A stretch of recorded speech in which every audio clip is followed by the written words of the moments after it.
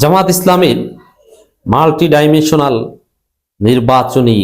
নির্বাচন পরিচালনা কমিটি, এখানেই বিএনপি থেকে অনেক দূর এগিয়ে গেল জামাত ইসলামী। দর্শক, জামাত ইসলামী তাদের সংশোধিত নির্বাচন পরিচালনা কমিটি প্রকাশ করেছে। এর আগে বিএনপি তাদের নির্বাচন পরিচালনা কমিটি প্রকাশ করেছিল।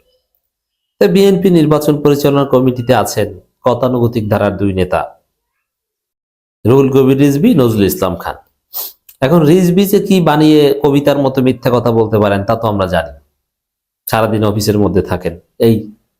আর নজরুল ইসলাম খান বয়স নাই, খালেদা জিয়ার জানাজার মধ্যে বিড়ি খান, হাঁটেন আর বিড়ি খান। আর জামাতের যে নির্বাচন পরিচালনা কমিটি আর এই যে বিএনপি নির্বাচন পরিচালনা কমিটি, আসলে এদের কি কোনো কাজ আছে? আসলে তাদের কোনো কাজ নাই। তার এটা আমকস্ত কমিটি। বিএনপির হচ্ছে যে যার মতো নির্বাচন করে, তার মধ্যে আবার গ্রুপ আছে, কে কোন গ্রুপকে কাজে লাগাতে পারে। আরে তুমি কি রিজভী গ্রুপের না ফখরুল গ্রুপের? তুমি কার গ্রুপের? জেলা কমিটিতে আবার তুমি কার গ্রুপ করো? এই গ্রুপিং ছাড়া বিএনপিতে নির্বাচনে কোনো কোঅপারেশন নাই। তারা তো এই জায়গায় ধরা। বিএনপি নির্বাচন পরিচালনা কমিটি ভুয়া, অকার্যকর, এটা কোনো তাৎপর্যই নেই। যে যেমন বিএনপি জোটের প্রার্থী যারা, তাদেরকে তো বিএনপি কোনো হেল্পই করবে না। বিএনপি যে যার মতো প্রার্থী, যার টাকা পয়সা, যে যত বেশি চান্দাবাজি করতে পেরেছে ওগুলো খরচ করে যে যেভাবে পারে নির্বাচন করবে। এখানে পরিচালনা কমিটি ওই সর্বোচ্চ নির্বাচন কমিশনের সাথে দুই একটা মিটিং টিটিং করার দরকার হলে করবে। আর যদি কোনো প্রেস ব্রিফিং করা লাগে, কোনো কৌশল প্রণয়ন, প্রার্থীদেরকে জিতিয়ে আনা, এটা বিএনপির ভয়ানক অন্তর্কোণ এগুলো সম্ভব না। এগুলো ঠিক হবে গ্রুপিং এর ফলে।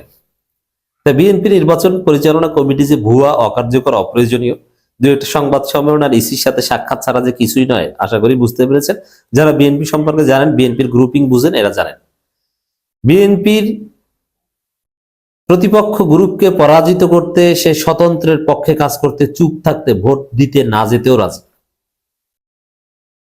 বিভিন্ন জেলায় জেলায় খোঁজ দেন, আমি জেনে বলছি। গ্রুপিংটা প্রতিপক্ষ দলের চাইতেও মারাত্মক বিএনপি। যেমন এক গ্রুপ বিএনপি আর এক গ্রুপকে কতটা ঘৃণা করে, জামাতকে যতটা ঘৃণা করে তার চাইতে বেশি, আওয়ামী লীগকে যতটা ঘৃণা করে তার চাইতে বেশি। এমনকি জামাতের প্রার্থী জিতে যাক এই প্রত্যাশা অনেকে করবে। এটা এটা এই বিষয়টা যে আমার দলের প্রার্থী না জিতুক বা আমার জোটের প্রার্থী, এটা মনে মনে চায়, এটা জামাতের মধ্যে আছে। সাপোজ জামাতের মহানগরী আমির বা জেলা আমির, সে নমিনেশন পায়নি, পেয়েছে এবি পার্টি বা এনসিপি, সে এত বড় ফেরেস্তা হয়নি যে থাক ও এমপি হোক আর আমি না হই। সে মনে মনে হয়তো চায় যে ও যেন এমপি না হয়। এটা হিউম্যান নেচার ভাই। এত হুজুর আমি জামাতের লোকজনকে মনে করি না। সাহাবীদের মধ্যেই কত ঘটনা, আর তার তো জামাতের লোক।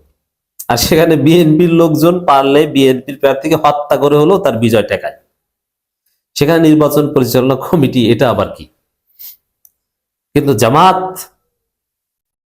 কিছু ত্রুটি বিচ্যুতি থাকলেও এবার বৃহত্তর স্বার্থে, তাদের অস্তিত্বের স্বার্থে তাদের জোটকে ক্ষমতায় নিতে হবে এবং আমিরে জামাত নির্দেশনা দিয়ে জামাতের প্রার্থী, জামাতের এই যে আমি বললাম সাপোজ এক মহানগরী আমির বা জেলা আমির, সে মনে মনে চায় না যে অমুক এবি পার্টি বা এনসিপি ও আমার আসনে এমপি হয়ে যাক। মনে মনে না চাইলেও জামাত ইসলামী এমন সংগঠন, তার সর্বশক্তি দিয়ে ওই প্রার্থীর পক্ষে কাজ করে তাকে জিতিয়ে আনতে বাধ্য হবে, কারণ আমিরে জামাত নির্দেশনা দিবেন। এই নির্বাচন পরিচালনা কমিটি এটা করবে। দর্শক, সাধারণত নির্বাচন পরিচালনা কমিটি যাদের মাধ্যমে করা হয় তারা নিজেরা নির্বাচন করে না, কিন্তু দলের নেতা। বিএনপির ক্ষেত্রেও এটা ঘটেছে, জামাতের ক্ষেত্রে এটা ঘটেছে। কিন্তু বিএনপির এবং জামাতের দুই দলের নির্বাচন পরিচালনা কমিটি আমি তুলনামূলকভাবে পর্যালোচনা করে যেটা দেখলাম, বিএনপির চাইতে জামাতের কমিটি অনেক স্মার্ট, অনেক দক্ষ। বয়সে অনেক বিএনপিটা অনেকটা এগিয়ে হয়তো, কিন্তু জামাতে সাবেক সিনিয়র সচিব থেকে শুরু করে ব্রিগেডিয়ার জেনারেল অবসরপ্রাপ্ত সেনা অফিসার, বিমান বাহিনী অফিসার, নৌবাহিনী অফিসার, সাংবাদিক থেকে শুরু করে সব শ্রেণী পেশার কালচারাল অ্যাক্টিভিস্ট, একটা চমৎকার কম্বিনেশন রয়েছে। কিছু ঘাটতি আছে, কারণ কোনো কিছুই মানুষের কোনো কিছুই একদম ফ্ললেস হয় না, কিন্তু বিএনপির চাইতে জামাতেরটা অনেক ভালো হয়েছে। তো জামাতের নির্বাচনী পরিচালনা কমিটি একটু বিশ্লেষণ করব দর্শক। বাংলাদেশ জামাত ইসলামী ত্রয়োদশ জাতীয় সংসদ নির্বাচন পরিচালনা কমিটি গঠন। 8 জানুয়ারি খবর, ত্রয়োদশ জাতীয় সংসদ নির্বাচন 26 উপলক্ষে জাতীয় নির্বাচন পরিচালনা কমিটি পুনর্গঠন করেছে বাংলাদেশ জামাত ইসলামী। সংগঠনের সহকারী সেক্রেটারি জেনারেল মাওলানা এটিএম মাসুম কাহবাক এবং সহকারী সেক্রেটারি জেনারেল মাওলানা আব্দুল হালিমকে সদস্য সচিব করে এই কমিটি গঠন করা হয়। এখন দেখেন, এখানে একটা মজার তথ্য দিই। 2 জন মাওলানা এবং 2 জনেই অনেকটা প্রচার বিমুখ। এরা কিন্তু হিট মারদাঙ্গা কোনো নেতা না।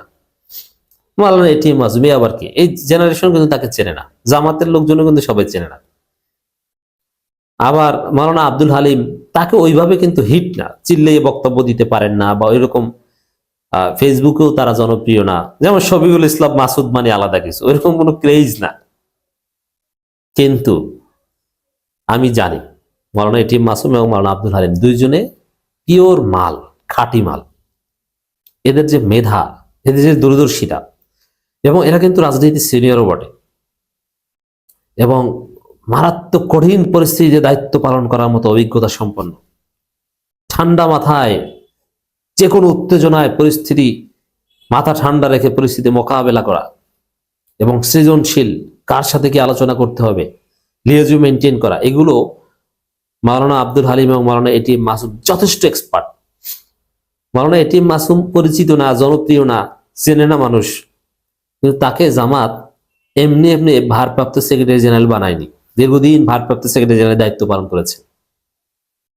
তিনি অত্যন্ত দক্ষ, মেধাবী একজন রাজনীতিবিদ। নীরবে নিবৃতে নীরব বিপ্লব ঘটাবেন এই 2 জন। আর এই 2 জন মানে এই 2 জনেই না, এই 2 জন দলের মানে যারা নির্বাচন পরিচালনা কমিটিতে আছেন, তারা পদ পদবীতে সিনিয়র বলে তাদের নামটা ওখানে, কিন্তু আসলে এক্সপার্ট তো সদস্য। কারা আসলে এক্সপার্ট, সব মেকানিজম বুঝে কারা, তাদের নাম তো সামনে আছে। কমিটিতে সদস্য হিসেবে অ্যাডভোকেট এসাল মাহবুব জুবায়ের, এরা দলের পদাধিকার বলে আছেন। তারাই যে সবকিছু পলিসি প্রণয়ন করবেন বিষয়টা এরকম নয়। অ্যাডভোকেট মোয়াজ্জেম হোসেন হেলাল, এ থেকে প্রমাণিত অ্যাডভোকেট মোয়াজ্জেম হোসেন হেলাল নির্বাচন করছেন না, এর মানে তার আসনে চরমোনাইকে ছেড়ে দেওয়া হচ্ছে। মাওলানা মোহাম্মদ শাহজাহান, যারা মোবারক হোসাইন, এরা কেউ নির্বাচন করছেন না। মোহাম্মদ আব্দুর রব,